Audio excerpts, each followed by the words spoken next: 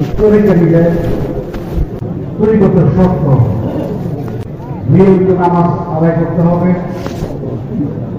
তরিগত রক্ষা পালন করতে হবে, ধর্মীয় বিধান মেনে চলতে হবে। ধর্মীয়ভাবে যে সমস্ত বিষয়কে বাধ্যতামূলক করা হয়েছে এবং যেগুলো সরাসরি নিষেধ বা হারাম বলা আছে ওই সমস্ত বিষয় থেকে সবসময় দূরে থাকতে হবে। মিথ্যা বলা যাবে না, কাউকে ঠকানো যাবে না, কারো হক নষ্ট করা যাবে না, যে কোনো প্রকার গুনাহ কাজের থেকে দূরে থাকতে হবে, পরচর্চা বা বিপদ করা যাবে না, ঋণ গ্রহণ না করাই ভালো, যদি একান্ত করতে হয় নির্দিষ্ট সময়ে সম্ভব হলে তার আগে ঋণ পরিশোধ করতে হবে। যে কোনো প্রকার অন্যায়, অত্যাচার, অবিচার, ধোঁকাবাজি, ঝগড়া ফ্যাসাদ, তর্ক, চুরি ডাকাতি, খুন খারাপি, অবৈধ উপার্জন, অবৈধ সম্পর্ক বা জেনারেল বিচার, এই সমস্ত খারাপের থেকে সবসময় দূরে থাকতে হবে। নিজের রাগ, হিংসা, অহংকার, ক্রোধ, এই যে খারাপ অভ্যাসগুলো আছে এগুলোকে দমন বা দূর করার চেষ্টা করতে হবে। যখন কোনো বান্দা ভাবের মধ্যে আল্লাহর কোনো প্রিয় বন্ধুর উসিলা নিয়ে আল্লাহ তওবা করে, আল্লাহ তার প্রিয় বন্ধু বান্ধবের উসিলা তার খাতিরে তার সম্মান রক্ষার্থে তার ওই বান্দা জীবনের গুনাহ মাফ করে।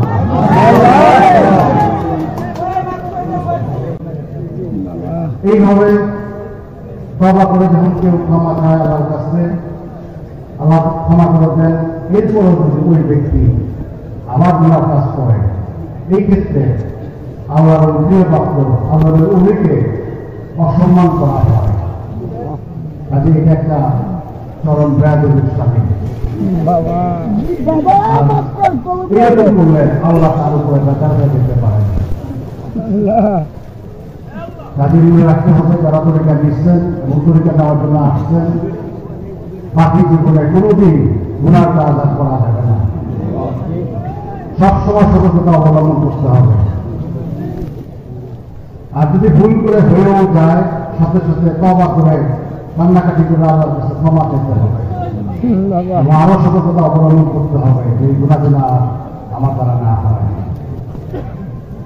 সেই কথাগুলো বলা হলে তরিকার শর্ত, এই শর্ত মেনে চলতে হবে।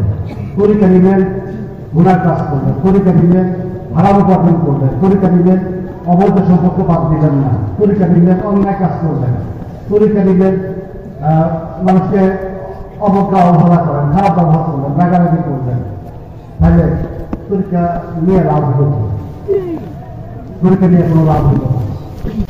কাজে তরিকা নিলে অবশ্যই যাবতীয় গুনার কাছ থেকে দূরে থাকতে হবে।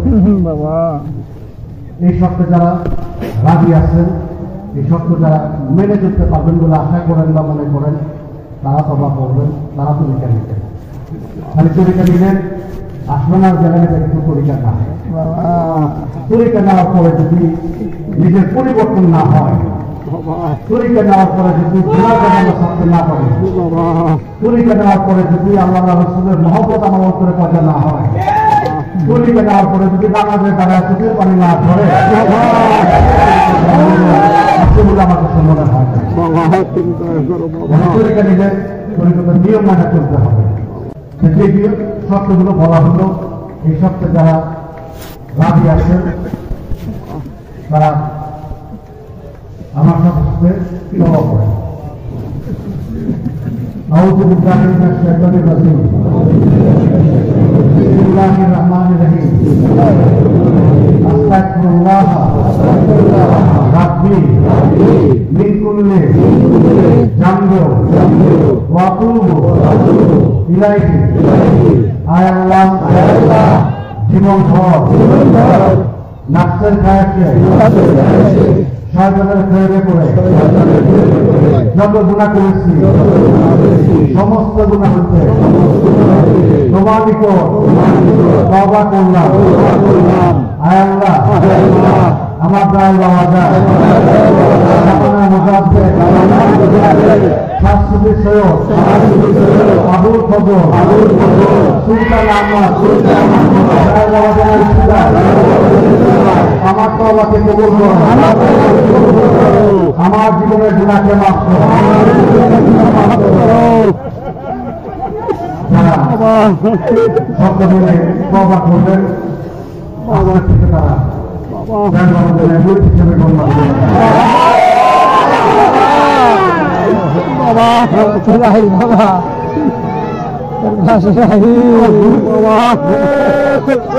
আল্লাহ তাদেরকে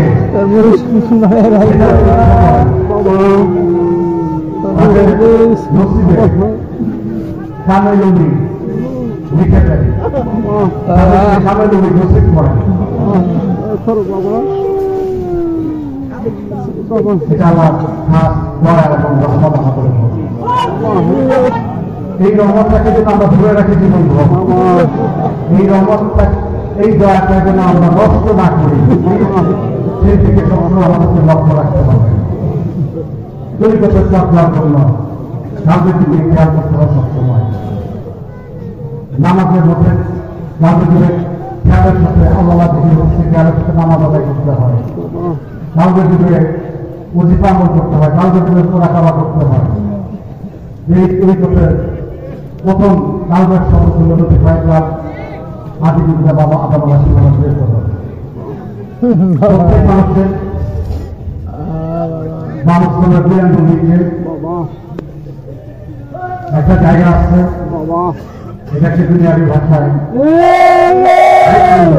বা হাট বলা হয়, আর তরিকতের ভাষায় এটার একটা অংশকে বা সমষ্টিগতভাবে এটাকে জাত লতিকা জাত বলা হয়।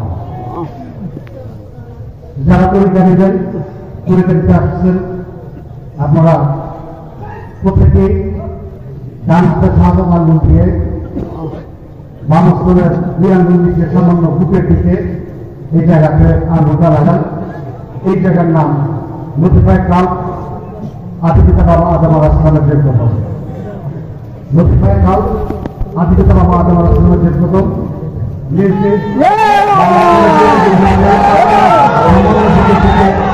এই জায়গাটাতে এই জায়গার নাম আদিপিতা বাবা আদম আলাইহিস সালামের যোগ্য এখানে হুকুমে আল্লাহ আল্লাহ আল্লাহ আল্লাহ